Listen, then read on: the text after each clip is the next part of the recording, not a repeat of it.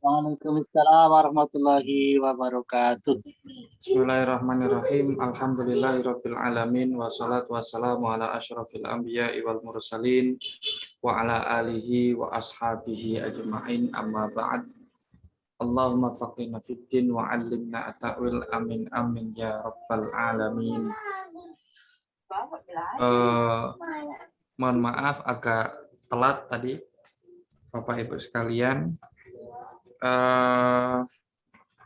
Alhamdulillah kita bisa berjumpa kembali dalam kajian kitab Bulughul Maram. Kita masih ada di dalam bab kitab Thaharah ya. Babul Ghusli wa Hukmil Junub. Oke, kita hadis yang kelima ya di dalam bab ini mungkin. Baik, sebelum kita mulai, mari kita baca suratul Fatihah dengan niat kita hadiahkan pahalanya kepada Rasulullah SAW, para sahabat, tabi'in, para ulama, para imam mujtahid, para pengikutnya, para aulia, para musannaf yang kitabnya kita kaji, wabil khusus Al-Imam Ibnu Hajar Al-Asqalani. Kita hadiahkan pula kepada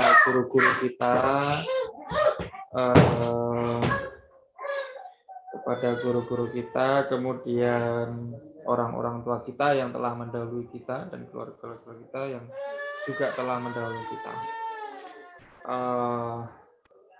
Al-Fatihah. Bismillahirrahmanirrahim. Alhamdulillahirabbil alamin arrahmanir rahim maliki yaumiddin. Iyyaka na'budu wa iyyaka nasta'in ihdinas siratal mustaqim siratal ladzina an'amta 'alaihim ghairil maghdubi 'alaihim waladdallin. Amin.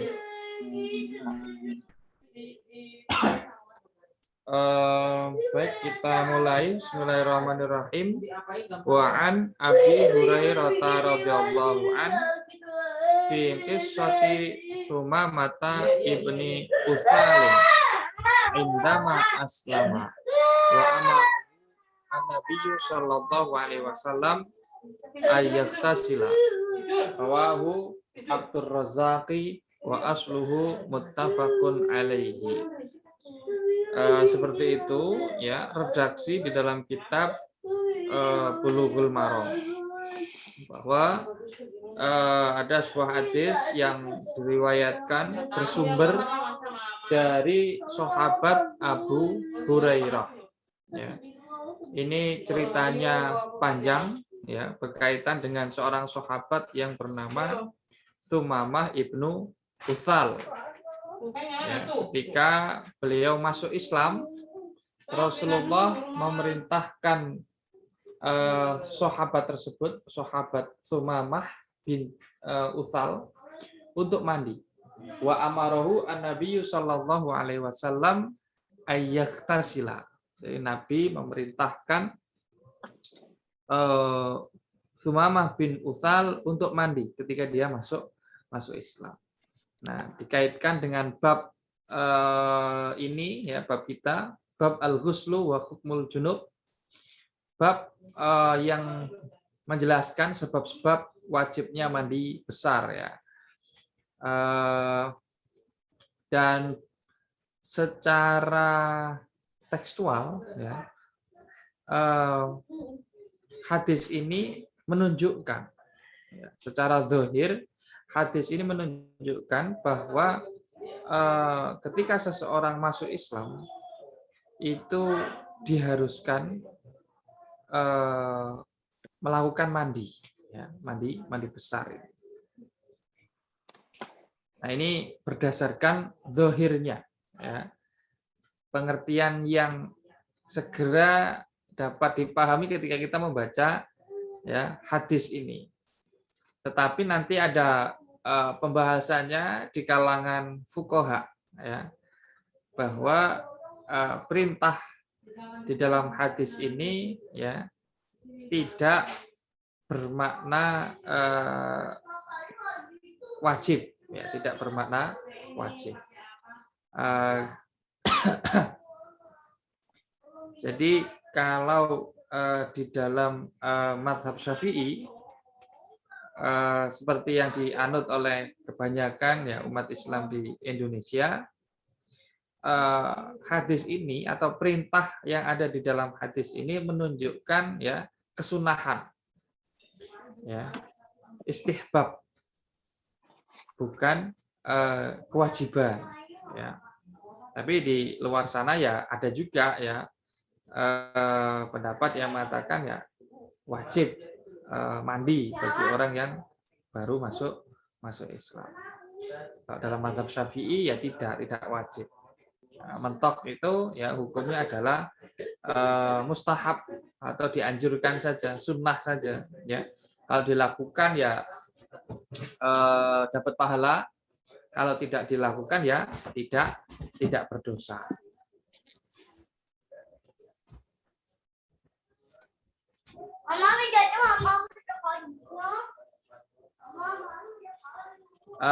Rawahu Abdur Razzaq. Hadis ini diriwayatkan oleh Imam Abdur Razzaq. Beliau punya kitab ya Al-Musannaf. Punya kitab namanya Al-Musannaf. Termasuk kitab hadis yang paling awal gitu ya, generasi paling awal. Biasanya kalau dalam mustalah hadis itu ya kitab mustalah hadis yang dasar ya maksudnya disebutkan keterangan bahwa kitab hadis yang paling pertama ya, yang masih sampai kepada kita itu adalah Muwatta'nya Imam Malik.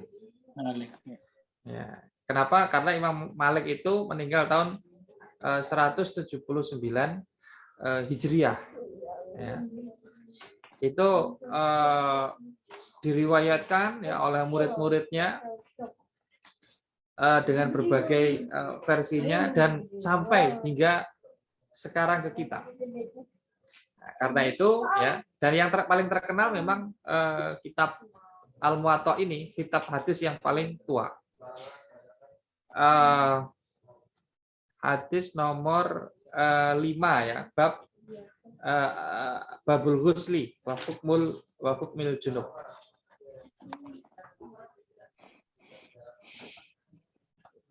Baru kemudian ya murid-muridnya Imam Malik gitu ya. Imam Malik kemudian dan seterusnya.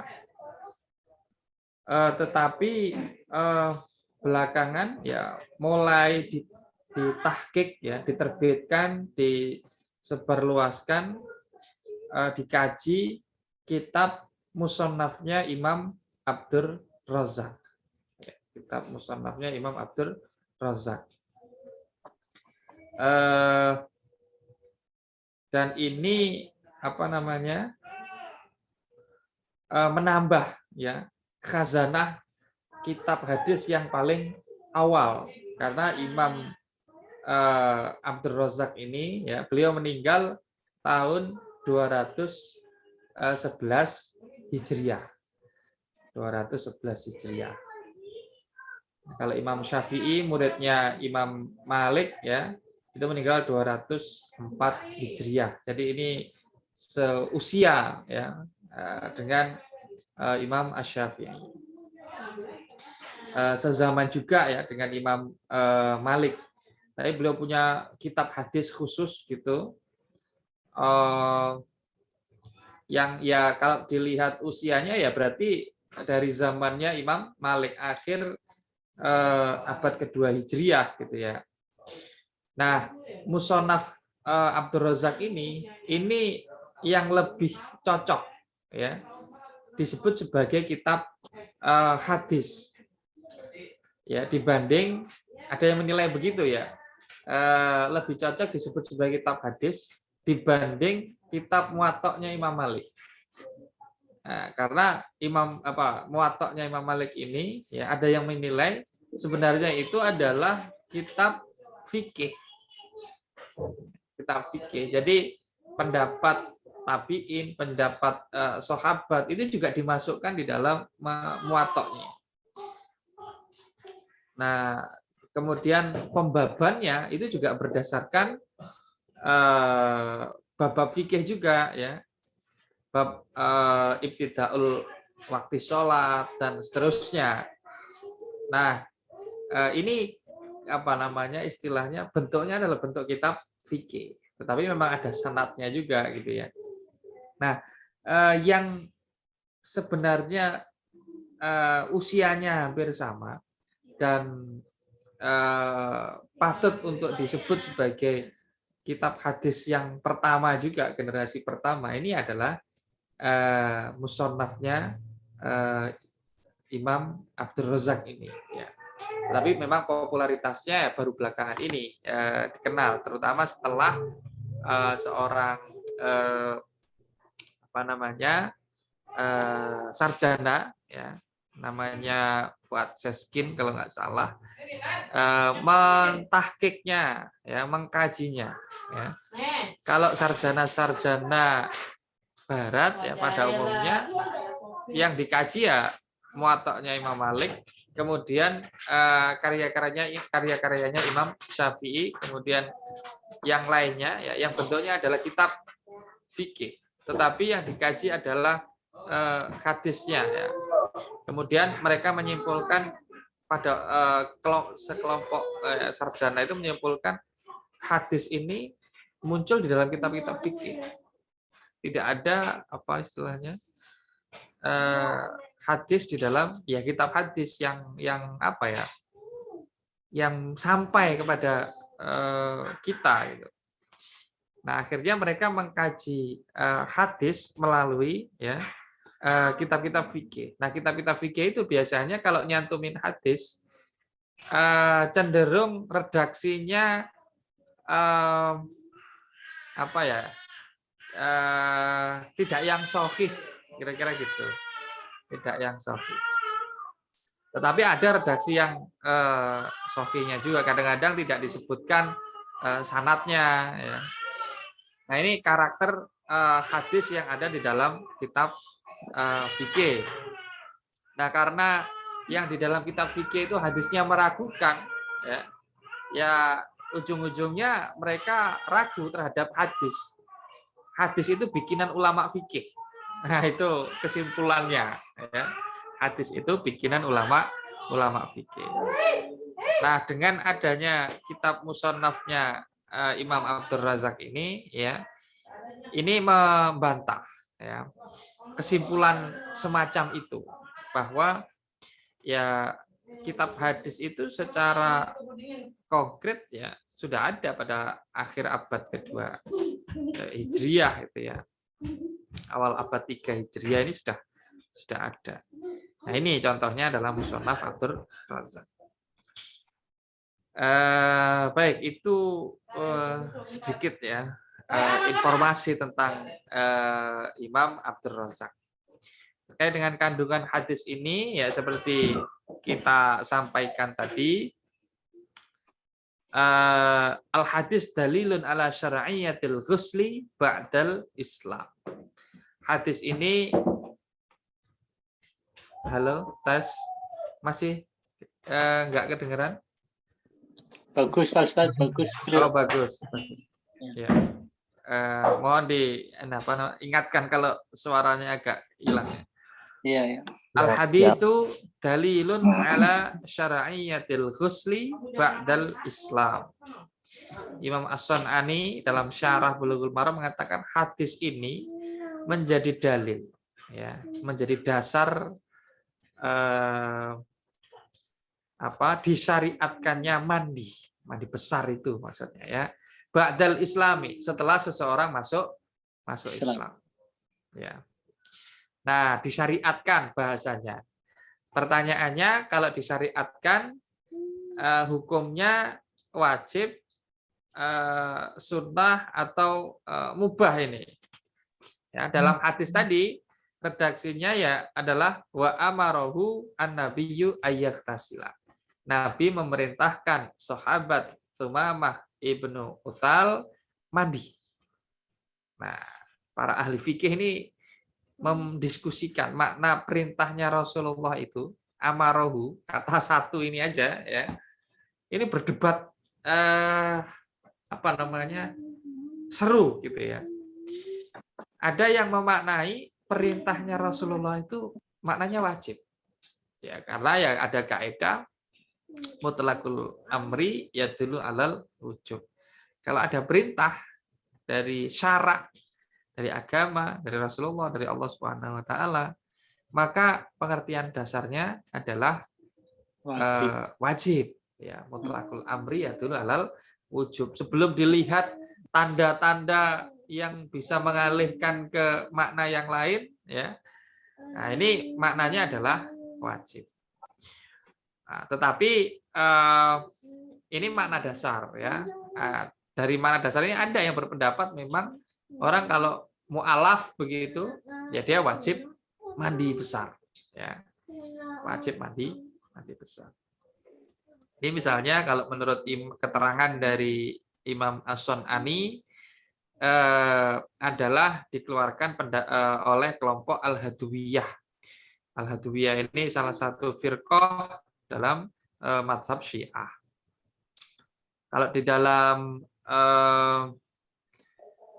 mazhab Hanafi, ya, annahu in kana qad ightasala hala kufri fala ghusla alaih. Kalau ketika dia dalam kondisi kufur, ya belum muslim, dia sudah mandi besar, maka tidak wajib mandi. Nah, tetapi kalau belum, ya berarti wajib mandi gitu ya pembahasannya. Nah, kalau dalam mazhab Syafi'i, mandi apa namanya? Masuk Islam ini itu tidak wajib, ya, tidak wajib. Tetapi disunnahkan saja. Kalau menurut Imam Ahmad bin Hambal, yajibu alaihi mutlaqat. Ya, hukumnya wajib. Nah, ini pendapat para fuqaha, ya, pendapat para ahli fikih berangkat dari satu hadis saja, satu kata di dalam hadis tadi. Jadi hadisnya kan panjang gitu ya. Dipotong syaratnya dari sahabatnya wa an Abi Hurairah radhiyallahu an fi qissati Tumamah bin Utsal indama aslama. Nah, dari kata wa amarohu saja ini jadi 3-4 pendapat begitu ya.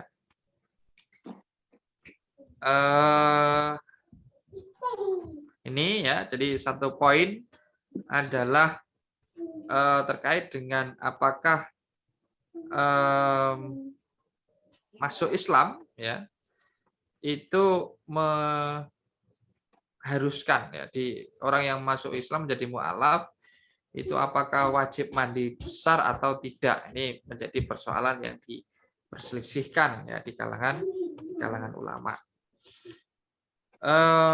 Hadis yang berikutnya wa an Abi Sa'idin Al-Khudri, dari sahabat Abu Sa'id Al-Khudri radhiyallahu anhu.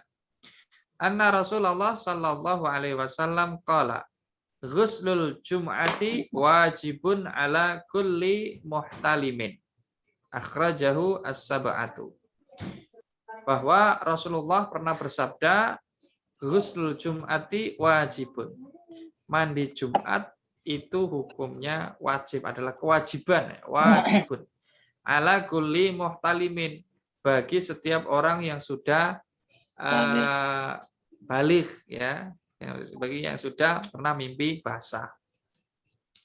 Nah, ini sama dengan hadis sebelumnya, ya, pemahamannya. Kalau kita pahami secara zahir, secara tekstual, ya, mandi Jumat itu wajib. Nah, kalau kita pahami wajib dalam konsep hukum fikih, ya, wajib itu perkara yang kalau dilakukan dapat pahala, kalau ditinggalkan dapat dosa. Nah, apakah berarti mandi Jumat, artinya mandi di hari Jumat sebelum kita berangkat Jumatan, itu hukumnya wajib. Kalau tidak kita laksanakan, maka kita berdosa. Ya, secara tekstual, ya, secara zahir hadisnya seperti itu. Tetapi ya mayoritas ulama ini tidak memaknai kata wajibun dalam hadis ini ya bermakna wajib seperti tadi itu. Kalau kita tinggalkan menjadi berdosa gitu ya. Tidak, tetapi maknanya adalah sunnah ya, maknanya adalah sunnah. Tuh, kok bisa ya, dimaknai wajibun di sini dimaknai sunnah. Nanti ada hadis lain ya, yang menjelaskan bahwa berangkat Jumatan tanpa mandi, hanya wudhu saja, itu sudah cukup. Ya, hadis setelahnya ya dari sahabat Samurah bin Jundab ya, kita coba baca langsung. Wa an Samurata bin Jundabin qala Rasulullah sallallahu alaihi wasallam man tawaddo'a yaumal jum'ati fabiha wa ni'mat wa man ightasala fal ghuslu afdal. Barang siapa berwudu pada hari Jumat ya, kemudian dia berangkat Jumatan enggak mandi gitu ya, biha, maka ya mengambil yang telah ditetapkan ya bagi dia, wa nikmat, dan itu sebaik-baiknya ya apa Perbuatan sebaik-baik. perbuatan.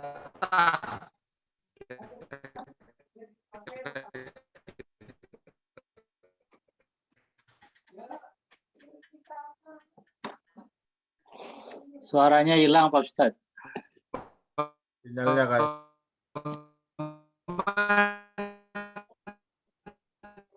Ikhtasala ya, waman ikhtasala fal ghuslu afdal, dan sekali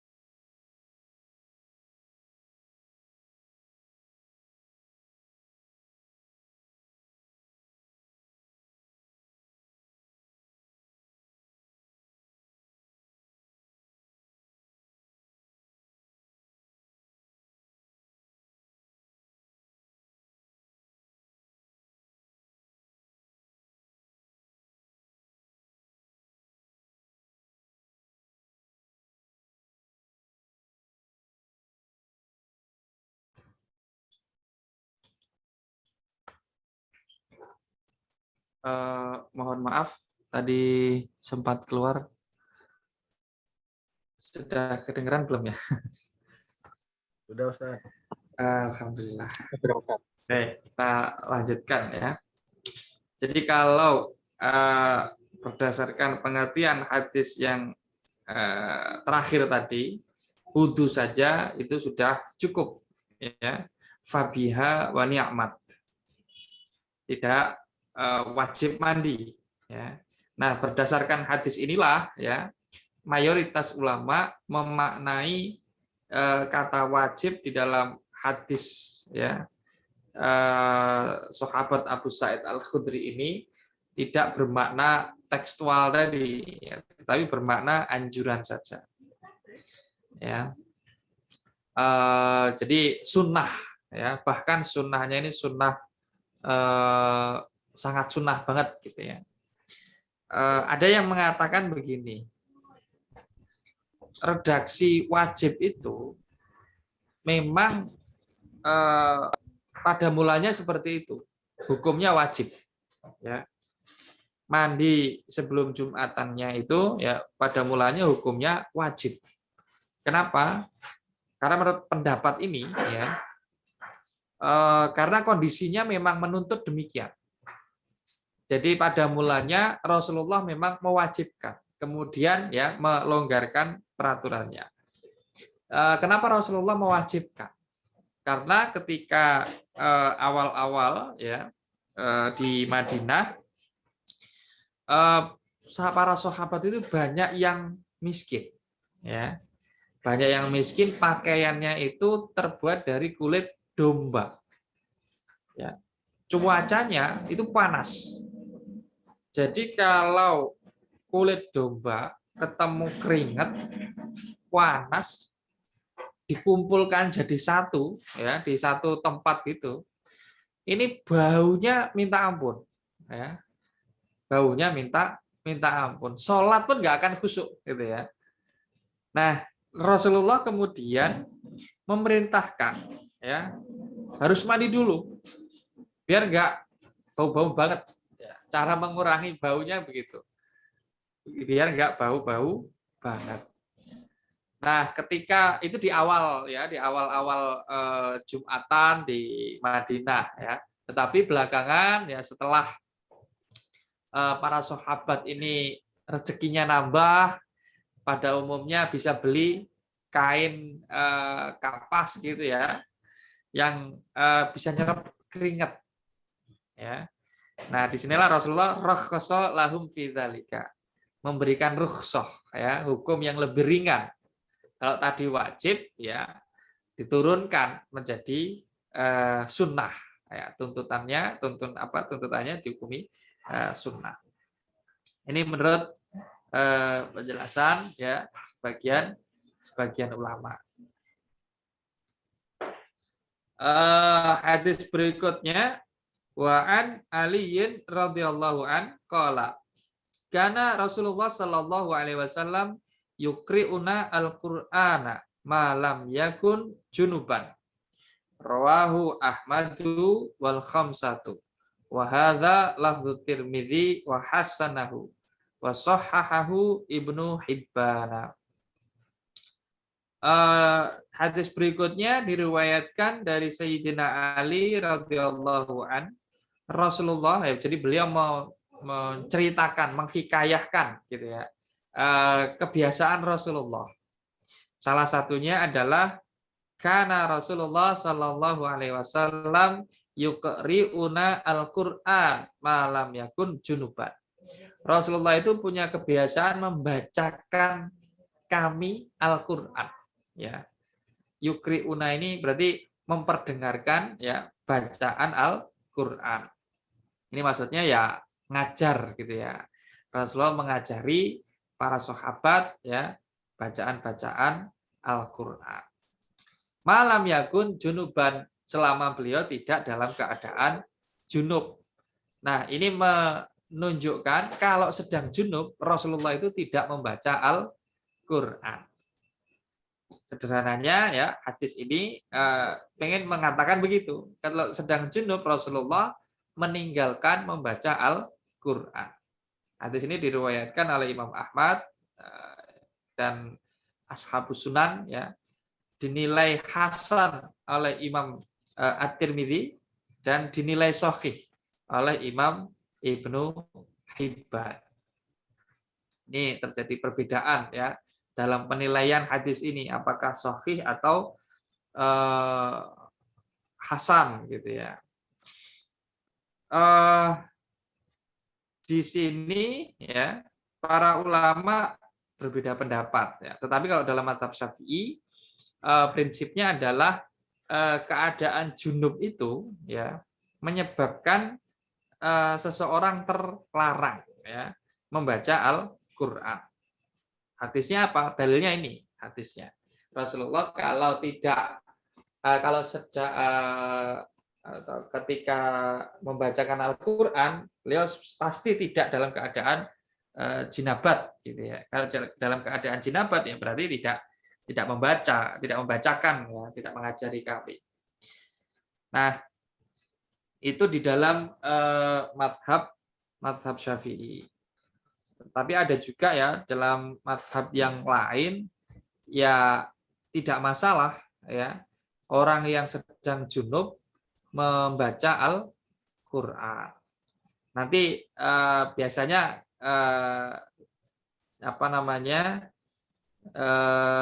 kasusnya orang yang haid, ya, ini sering ditanyakan juga, ya, orang yang haid itu boleh nggak sih baca Quran? Nah, ini terutama untuk santri-santri Al-Qur'an, ya, yang sedang menghafal Al-Qur'an, yang perlu memperbanyak murojaah, ya, mengulang-ulang bacaan Al-Qur'an. Nah, bagaimana ketika mereka dalam keadaan haid? Nah, masih boleh atau tidak? Kalau tidak boleh, kan dikhawatirkan bacaan Qur'annya nanti atau hafalannya hilang. Nah, dalam mazhab Syafi'i, orang yang haid dan orang yang junub itu sama, ya. Mereka sama-sama dilarang, ya, membaca Al-Qur'an, kecuali kalau tidak niat baca Qur'an. Nah, itu. Misalnya baca Bismillah, gitu ya, baca Bismillah, niatnya, ya, tidak membaca Quran, niatnya hanya berzikir saja. Nah, ini menurut sebagian keterangan, ya, masih diperbolehkan, ya. Nah, hadis tadi menjelaskan keharaman, ya, membaca Al-Quran bagi orang yang sedang berhadas besar.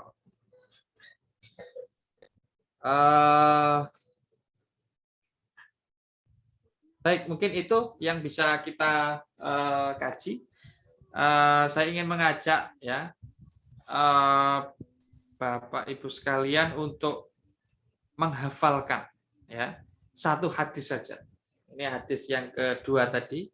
An Abi Sa'idin Al-Khudri radhiyallahu an, anna Rasulullah sallallahu alaihi wasallam qala, ghuslul jum'ati wajibun ala kulli muhtalimin.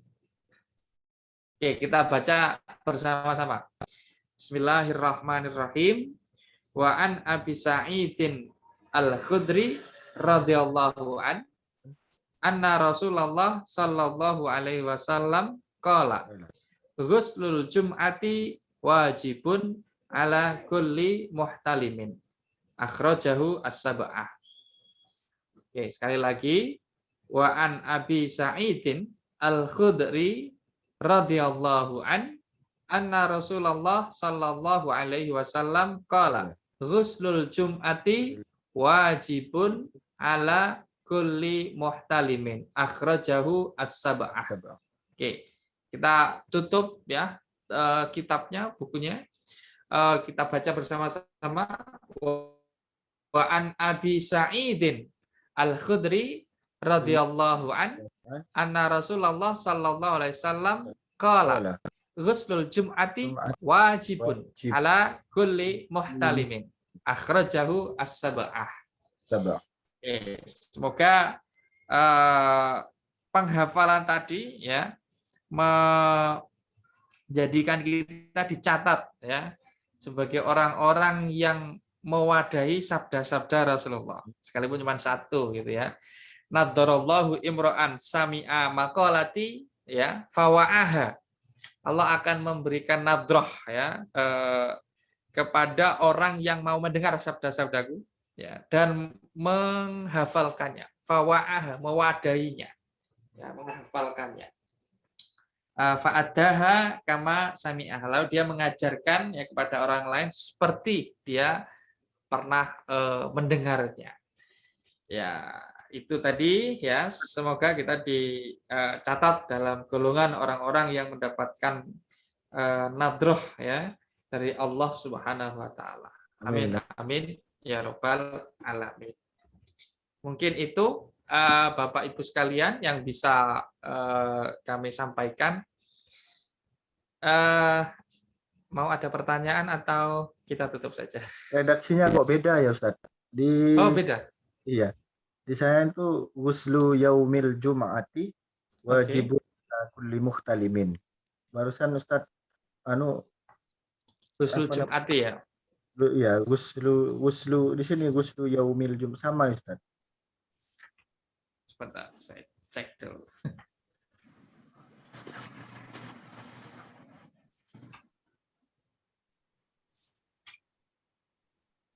Iya, di kitab saya Ghuslul Jum'ati.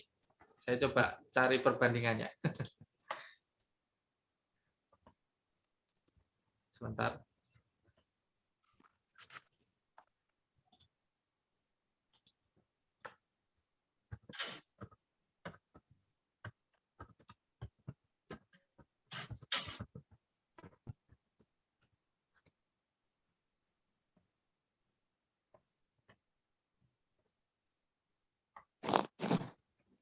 Nanya satu lagi Pak Ustadz, boleh? Ya, silakan. Ini kan Yaumul Jum'ah. Yaumul Jum'ah kan maknanya mungkin sebelum berangkat Jumatan kan gitu. Iya. Jadi antara mandi dengan waktu Jumatan itu mungkin 1 jam. Tapi kalau kita mandinya pagi, tapi pada hari Jumat, niatnya untuk Jumatan gitu. Mungkin kita kerja masuk pagi gitu kan. Jadi kan ya mungkin sebelum berangkat Jumat mandi dulu gitu. Hukumnya sama atau enggak kira? Oh ya.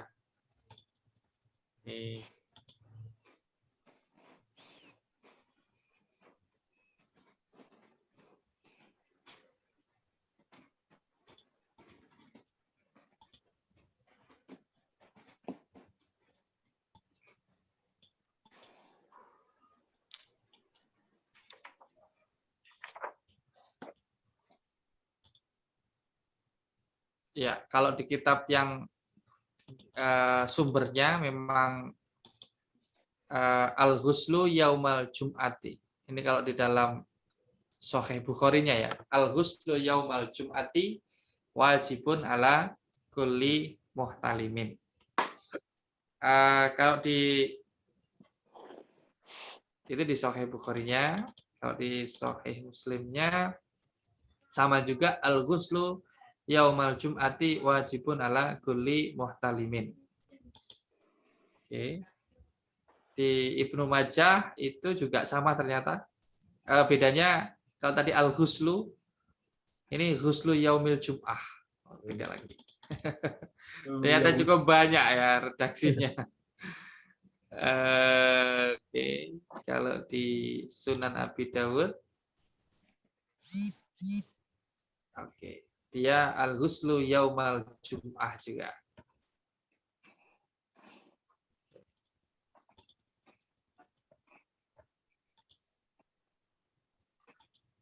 Jadi Al-Ghuslu Yaumal Jum'ah atau Ghuslu Yaumil Jum'ah. Ada memang ada kata yaumnya ya kalau di kitab-kitab aslinya. Saya belum cek versi-versi cetak dari Bulughul Maram ya. Kalau saya kebetulan pakainya syarahnya Subulus Salamnya. Ya mungkin ada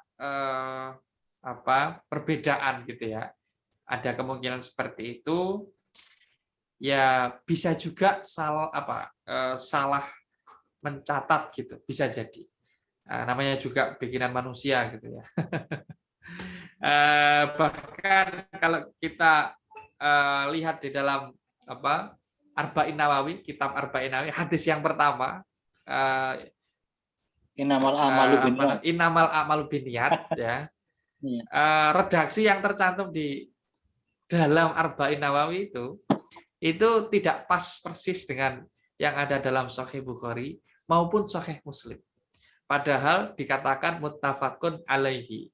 Ada di dalam ya Sahih Bukhari dan Sahih Muslim. Redaksinya itu bisa disebut mulafak, ya, campuran antara yang di Sahih Bukhari dengan Sahih yang di Sahih Muslim. Tetapi memang ada istilah wa asluhu muttafaqun alaihi. Ya, secara garis besar ya dia ada di kedua kitab Sahih tersebut, ya, misalnya kayak gitu. Nanti mungkin bisa dikaji, sebenarnya menarik juga, ada detail-detail yang berbeda-berbeda gini, kalau kita tidak perhatikan, memang kita tidak banding-bandingkan, ya kita nggak tahu gitu ya. Ya, ini tambah ilmu. Terima kasih. Apa ya Ustaz? Kalau dibaca Yaumil Ghusli, Yaumil Jum'ah atau Ghuslul Jum'ah itu tidak apa-apa Ustaz. Misalkan kita menghilangkan satu kata gitu Ustaz. Tidak apa-apa, artinya tidak dosa gitu ya. Ya. Kalau hadis ini kalau secara teori dasarnya memang harus riwayat bilafzi, ya. Ulama-ulama mutaakhirin itu mengharuskan riwayat bilafzi. Tetapi memang kesalahan itu ya memang ya tidak bisa dihindari, seringkali tidak bisa dihindari. Tetapi ya kalau dibandingkan dengan Al-Qur'an ya berbeda lah, lebih longgar di dalam hadis, ya, lebih longgar di dalam hadis. Kalau Quran kan sangat fix banget gitu, redaksinya. Nah kalau di dalam hadis ya terutama intinya hadis ini tidak boleh keliru gitu. Yang membolehkan riwayat bil makna ini orang harus paham maksud dan tujuan hadis, ya. Karena itu ya para fuqaha di dalam kitab-kitab fikih biasanya ya seringkali tidak menggunakan redaksi yang sahih, sekalipun ada, tetapi menggunakan redaksi yang kurang sahih, ya. Tetapi secara makna substansi ya itu sama dengan yang ada di dalam sahih. Para fuqaha ya memang biasanya mencari yang bahasanya redaksinya itu langsung to the point, kira-kira gitu. Itu dari karakter fuqaha ya, dari zaman dulu sampai sekarang. Termasuk yang ahli fikih di MUI gitu ya. Sampai tahun 2016 itu waktu saya melakukan penelitian masih cukup banyak ya fatwa-fatwa di konsideran MUI itu yang tidak sama persis lah ya, tapi lebih mirip redaksi yang ada di dalam kitab-kitab fikih daripada yang ada di dalam kitab-kitab hadis. Ya itu masih seringkali masih ditolerir. Saya kira begitu, Mas Khairul. Untuk yang kedua Pak Suripno, ya sama-sama. Untuk Pak Suripno masih bisa dapat kesunahan Pak Suripno, berangkat pagi kerja, mandi dulu. Yang penting diniati ya. Nawaitu ghuslan Jumat sunnah lillahi taala. Pada hari Jumat ya, pada hari Jumat mandi dulu itu sudah dapat kesunahannya. Iya.